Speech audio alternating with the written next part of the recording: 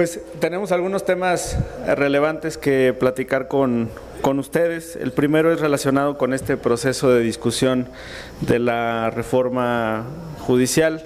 En la Comisión de Puntos Constitucionales pues estamos muy contentos con el desempeño que ha habido en los foros de Parlamento abierto. Ha sido una práctica federalista porque la gran parte de estos foros se van a desarrollar fuera de la capital de la República. Ya tuvimos el de aquí de la Cámara, luego el de Guadalajara, en mi estado, y el tercero fue en el Estado de México, en Toluca. Mañana vamos a estar en Chiapas, va a ser en las instalaciones del Tribunal Superior de Justicia del Estado. Y bueno, pues vamos a tener ponentes muy importantes, interesantes. En el micrositio de la plataforma de la Cámara está anunciado Javier Lainez Potisek, el ministro de la Suprema Corte de Justicia de la Nación. Está Andrés García Reper, que ha sido ya integrante del comité técnico que preseleccionó a las y los consejeros del Instituto Nacional Electoral. Arturo Espinosa, que pues es colaborador del medio Atypical de derecha. Está Jaime Cárdenas Gracia y está Eduardo Andrade, que pues ya ha sido legislador y es un constitucionalista muy respetado, entre otros. Y pues les decía, este foro es mañana a las 11 de la mañana, mañana 9 de julio. El tema es división de poderes, medios legales y constitucionales. Van a ser muy interesantes las posturas sobre esta materia, sobre los límites al control de legalidad y constitucionalidad, no solamente de la Suprema Corte de Justicia de la Nación, sino también de los propios jueces y magistrados. Se da además esta discusión en un entorno nacional muy interesante por la indebida actuación del juez Rodrigo de la Pesa, un juez de distrito en materia administrativa, juez noveno de distrito de la Ciudad de México, hijo de un ex magistrado del Tribunal Electoral de la Sala Superior, quien pues determinó vulnerar, desacatar lo dispuesto por el artículo 99 de la Constitución, violentar la autonomía de la Sala Superior del Tribunal Electoral, dictar una suspensión en franca contravención al artículo 61 de la Ley de Amparo, que establece que los amparos en materia electoral son improcedentes. No dictó la improcedencia, prefirió dictar una suspensión provisional. Hoy tuvo una entrevista con Azucena Oresti en Radio Fórmula y es muy interesante porque él explica por qué niega la suspensión definitiva, aseverando que pues la Sala Superior no le iba a hacer caso, para qué insistir, y explica por qué dictó la suspensión provisional. Y el trasfondo es político, él mismo lo afirma, lo acepta, lo reconoce. Dictó esta suspensión porque estamos próximos a la calificación de la elección presidencial en la Sala Superior del Tribunal Electoral. Por cierto, Xóchitl Gálvez no atendió la audiencia de la Sala Superior, no se presentó, y entiendo que además pidió otra oportunidad para poder dialogar con las y los magistrados de la Sala. Entonces el tema va a ser división de poderes, medios legales y constitucionales. Ese es mañana en el estado de Chiapas. Y después ya nos vamos a Veracruz, el viernes, el 12 de julio, va a ser reforma al Consejo de la Judicatura Federal, que como ustedes saben se va a separar en dos, el Tribunal de Disciplina Judicial y un órgano de administración, y esto va a ser en el auditorio del Tribunal Superior de Justicia del Estado de Veracruz, el viernes 12. Los foros pues están caminando bien, nos da gusto que esté presente también la academia y que den sus puntos de vista. Y en medio de todo esto, bueno, pues ayer tuvimos también la decisión del órgano político, el Consejo del Partido Revolucionario Institucional, donde terminan una reforma estatutaria que va a permitir la reelección de Alejandro Moreno, de su presidente Alito. Y me llama mucho la atención parte de su discurso que tenemos aquí en un video y que tiene que valorarse en el contexto que tenemos de la reforma judicial, porque refleja una evidente coalición, una alianza entre Alejandro Moreno y la ministra Norma Piña y el propio Poder Judicial en su conjunto. Adelante, por favor. El PRI jamás apoyará ninguna reforma al Poder Judicial que pretenda menoscabar su independencia y debilitarlo frente a los poderes constituidos. Mejorar el acceso a la justicia debe ser el objetivo principal de esa reforma y no una burda venganza para saciar los ánimos impositivos del gobierno. Las y los mexicanos merecemos justicia pronta y expedita, y ese es el derecho de todos. Garantizarlo será el fruto de una reforma integral en la que los poderes de la Unión y los tres órdenes de gobierno asuman una responsabilidad que es de todos.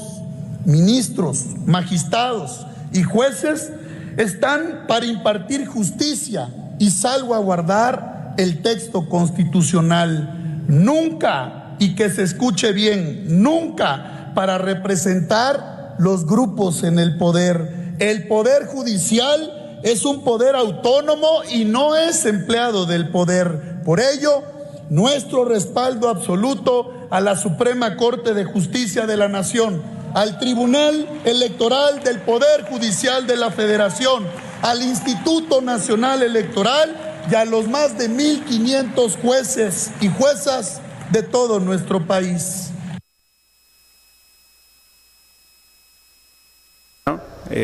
Cerrando el pacto, reiterando el acuerdo, que pues una nota de Milenio, de Salvador Frausto, revelaba, ¿no?, cómo en la cena de Norma Piña con los magistrados de la Sala Superior había presentado a Alejandro Moreno Alito como su amigo y aliado. Hoy pues corresponde públicamente a ese mensaje. Va a ser interesante la reacción desde el Poder Judicial Federal, si van a respaldar a Alejandro Moreno en la pretensión de reelegirse al frente del PRI. Y decir también que desde Morena pues nosotros apoyamos esta determinación del Consejo Político Nacional del PRI, la saludamos con alegría y pleno respaldo hasta que logre el cometido, igual que Jesús Zambrano, de desaparecer al PRD, pues nuestra solidaridad y apoyo entusiasta a Alejandro Moreno hasta que logre desaparecer también al Partido Revolucionario Institucional. Por mi parte es todo. Creo que es importante el contexto político en el marco de esta discusión del Poder Judicial y pues nos vemos mañana en el estado de Chiapas. Muchas gracias. ¿Sí? Okay. Hola, Margarita. Hola, diputado, ¿cómo estás? Preguntarte precisamente con esto de que ustedes le dan la bienvenida pues prácticamente a la desaparición del PRI una vez que pues Alejandro Moreno se va a reelegir hasta el 32, parece. Pero no sé si a ustedes les preocupa que él ya desde ahorita esté alfombrando su camino hacia la presidencia de la República del 2030 y pues que pudiera ser a lo mejor un contrapeso del candidato o candidata de Morena para esa fecha. Y también preguntarte en este tema de la situación de lo del juez. ¿Por qué les preocupó a ustedes tanto de que urgiera al tribunal a nombrar a estos dos magistrados que hacen falta en la Sala Superior? Finalmente, la misma Mónica Soto dice que con 6 pueden hacerlo perfectamente, hacer perfectamente la calificación presidencial, no se necesitan los 7. Y en todo caso, quienes están en falta, pues quien esté en falta es el Senado de la República, porque a ellos les compete nombrar a estos dos magistrados, pero por asuntos que solamente ellos sabrán a qué responden, pues no lo han hecho. Entonces, ¿cuál fue la preocupación que el juez le ordenara al TRIFE, independientemente si había violado o no la Constitución? Pues que las autoridades, Margarita, debemos de actuar dentro del marco de nuestras competencias. Es como si aquí aprobáramos una reforma a un código local del estado de Jalisco. Pues el Congreso de la Unión no es competente para eso. O es como si un magistrado agrario dictara una vinculación a proceso en materia penal, pues no es competente. De igual manera, el juez de distrito en materia administrativa no es competente. Y nos preocupa porque pues es un juez que pasó sus exámenes, pasó su proceso de selección, de carrera, No es que no conozca la materia electoral, pues yo supongo que algo habrá platicado con su papá sobre la materia, fue magistrado de la Sala Superior. Pero nos preocupa que alguien que pasó por todos esos procesos pues no conozca el texto básico de la Constitución. El artículo 99 no le permite al juez de distrito involucrarse en temas de carácter electoral. Hay jurisprudencia desde hace más de 15 años de la propia Sala Superior que señala que la integración de los tribunales y de las autoridades administrativas en materia electoral son ajenas a la competencia de otros tribunales y son facultades exclusivas en materia electoral. Y sobre tu primera pregunta de la competencia en 2030, pues primero tendrían que lograr el registro en 2027 para poder competir en la presidencial del 2030. Entonces vamos a ver si alcanzan a cruzar esa aduana. Parece pues difícil que se mantenga. Hay por ahí algunos estudios que señalan que gran parte de los votos del PRI salieron exclusivamente del estado de Coahuila y pues es muy difícil que con una entidad puedas soportar un registro nacional. Esas serían mis respuestas. Una pregunta. Sí. Sí, nada más que me precises por qué les preocupó tanto, es que no entendí por qué les preocupó tanto el ultimátum que daba el juez al TRIFE. Pues se dirigía concretamente a ellos, en todo caso pues que se dirigiera al Senado, ¿no? Porque pues, ellos son los que son los responsables de nombrar a estos magistrados y no lo han hecho por algún motivo. ¿Cuál es realmente el fondo de esta preocupación? Pues el respeto a la Constitución, Margarita. Nosotros no vamos a admitir que un juez que sea incompetente dicte una resolución en una materia que no es la suya. Si no, se crearía un desorden. Te reitero, es como si nosotros reformáramos el Código Civil de Jalisco desde el Congreso de la Unión, pues eso no se puede hacer. Las legislaturas locales tienen facultad de iniciativa, por ejemplo, pero aquí en el Congreso Federal se decide, pero ellos en un Congreso local no determinan una ley federal, ni nosotros aquí reformamos legislación de los estados. Ni un juez en materia administrativa puede dictar resoluciones en materia electoral, ni un juez en materia agraria puede vincular a proceso en materia penal, ni un juez penal puede divorciar a dos personas. Hay que ser muy claros en las facultades y atribuciones. Esa es nuestra preocupación. Si lo hubiera dictado la Sala Superior del Tribunal Electoral, pues serían jueces competentes en esa materia, y además tienen un procedimiento que les va a permitir incluir a un sexto magistrado o magistrada para que puedan calificar la elección presidencial. Y creo que va a ser pronto, creo que va a ser en la última semana de julio, ojalá que sea pronto. ¿Invasión de funciones? Sí, es la invasión de competencias la que nos preocupó en el caso del juez de la PESA. Y también pues respetamos la decisión de la Sala Superior de presentar una queja en el Consejo de la Judicatura, que se ha visto muy lento en este caso, el Consejo, y también de presentar una denuncia en la Fiscalía General de la República. Esas son facultades que tiene la Sala Superior y qué bueno que ponga límites para que se respete su competencia. Sí. ¿Qué tal, diputado? Buenas Hola, tardes. ¿cómo estás? Bien. Diputado, una vez que la Asamblea o el Consejo del PRI autorizó la modificación de estatutos para la reelección de Alejandro Moreno, ¿dirías tú que Morena tiene abiertas sus puertas o incluso invitaría a militantes inconformes, connotados dirigentes del PRI en este momento? Bueno, mira, lo importante son las causas, y el PRI en sus inicios pues fue conformado como un partido que buscaba defender la soberanía nacional, la soberanía energética. Ayer mismo en su discurso adjudicó al PRI la constitución de instituciones en el país, la defensa de la expropiación petrolera, la soberanía nacional. Yo creo que quienes tengan esos valores pues tienen simpatías con la izquierda y con Morena. Yo estoy seguro que muchas y muchos militantes del PRI, del PRD, en esta elección votaron por Morena, por la doctora Sheinbaum y por nuestras candidatas y candidatos a gobernadores, al Senado, a la Cámara de Diputados, porque así es como se conforma la mayoría calificada. Y aprovecho para el tema de la mayoría calificada. La Constitución es muy clara, le quieren dar vueltas, pero el texto no tiene forma de torcerse. La sobrerepresentación es por partido, son 8 puntos por partido, no por coalición. Así está el texto constitucional. Decirle a los ministros de la Corte que respeten el texto constitucional y también a los exministros que se han manifestado en contra de la supuesta sobrerepresentación. La segunda pregunta tiene que ver con la reforma al Poder Judicial, diputado. Sé que faltan todavía 6 foros por realizarse, pero en este momento ya tiene Morena, ya tiene el Ejecutivo Federal. Decía el propio Andrés Manuel López Obrador que él no tendría objeción en que se modificara la iniciativa. Entonces yo te pregunto si ya perfilan cuáles cambios se podrían hacer a esta iniciativa presidencial. Pues hemos recibido muchos comentarios sobre modificaciones eventuales, apuntes que se han realizado y que se tiene que valorar. Todas esas aportaciones se van a tomar en consideración.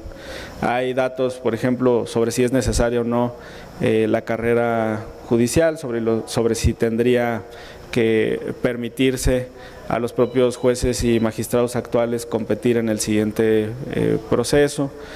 Sobre la experiencia, por ejemplo, hoy también el presidente de la República se pronunciaba al respecto. En los foros que hemos tenido y en las asambleas se han acercado jóvenes secretarios a decirnos que para ellos es prácticamente imposible llegar a ser jueces o magistrados porque no tienen familiares y porque quizás se quedarían cortos en estos años de experiencia en la judicatura, pero que se sienten muy seguros de poder realizar esa función de manera adecuada. Hay otras preocupaciones sobre los circuitos en donde tendrían que realizarse las elecciones, sobre el escalonamiento eventual que algunos ministros de la Corte aquí han planteado y otros magistrados. Lo dijo en el foro de aquí el magistrado Guerra, presidente del Tribunal Superior de Justicia de la ciudad, y lo dijo en Jalisco el magistrado presidente del Tribunal Supremo de Justicia de Jalisco, allá se llama Supremo y aquí es Superior, Daniel Espinosa Licón, dijo que él estaba de acuerdo con la elección siempre y cuando fuera escalonada. Entonces todas esas valoraciones se van a considerar. He escuchado opiniones también sobre la conformación del Tribunal de Disciplina Judicial, sobre la imposibilidad de impugnar sus sentencias y la obligación que podría existir a nivel internacional para que todas las personas cuenten con un recurso efectivo, o sea que puedan apelar. En términos de litigio, pues se le conoce como derecho al pataleo, y eso, bueno, pues se tiene que considerar en la reforma. Yo platicaba al interior y les decía que se resolvería con salas de primera instancia y una sala superior dentro del propio Tribunal de Disciplina Judicial. Así, por ejemplo, está conformada la materia electoral con salas regionales y después sala superior, y así está conformada la materia fiscal en el Tribunal Federal de Justicia Administrativa con salas regionales y después una sala superior. Y esto implicaría que ningún ente ajeno al Tribunal de Disciplina va a poder calificar sus decisiones. Va a ser el mismo Tribunal de Disciplina, pero con 2 instancias.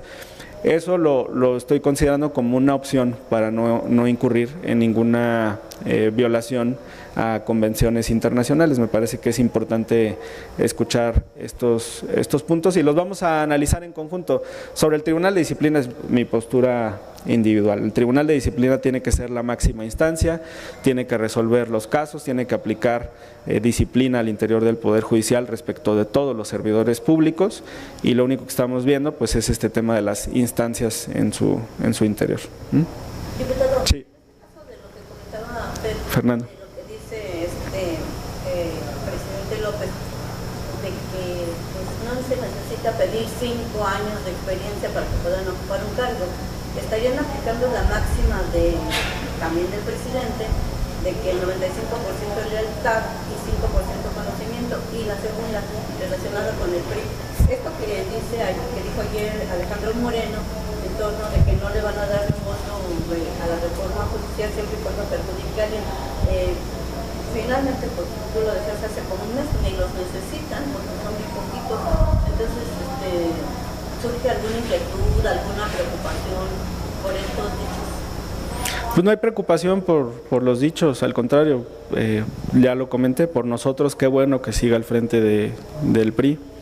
Lo único que hace con su discurso es enviar un mensaje al Poder Judicial. Yo creo que va a esperar una respuesta. Creo que hoy en la tarde a las 4 hay un foro de la ministra Piña. Yo no voy a poder acudir, me envió un oficio para extenderme la invitación. Pasé aquí a cámara nada más a dar este mensaje y salimos a Chiapas para estar en el foro de mañana. Pero cuando él desde esa tribuna está dando el mensaje al Poder Judicial, pues yo creo que espera un mensaje de regreso, de reconocimiento, de apoyo para cerrar esa alianza, coalición que fue electoral y que ahora pues ya sería política. Y sobre los jóvenes, pues yo creo que hay personas muy talentosas independientemente de su edad. Hay países donde, por ejemplo, a los jueces, magistrados y ministros, incluido México en la parte de la designación, se les pone el límite superior de edad. Por ejemplo, no puedes ser designado si tienes más de 80 años en algunos casos o más de 70 años. Pues me parece que también se tendría que valorar la edad en el arranque de los jueces de distrito, que están pidiendo 30 años de edad. Y ministros de la Corte se quedan en 35, a mí 35 me parece bien para ministro de la Corte. Quizás se podría valorar juez de distrito y magistrado de circuito. Podría ser ministro de la Corte 35, magistrado de circuito 30, juez de distrito 25, y a mí me parece que serían edades más acondicionadas a la realidad actual. Cuando se pone el requisito de 35 años en el siglo XIX, las personas tenían una esperanza de vida de 45 años.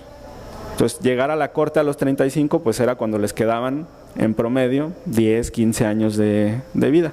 Eso se ha extendido en los últimos 150 años, ya estamos arriba de los 70, las mujeres muy cerca de los 80 años de esperanza de vida. Tener 35 años pues ya no es tan actual, digamos, en términos como fue diseñado en su momento para magistrados. Ministros de la Corte a mí se me hace bien 35, reitero. Sí, la edad está en la Constitución. Sí. Va. Pues muchas gracias. Gracias, buena tarde.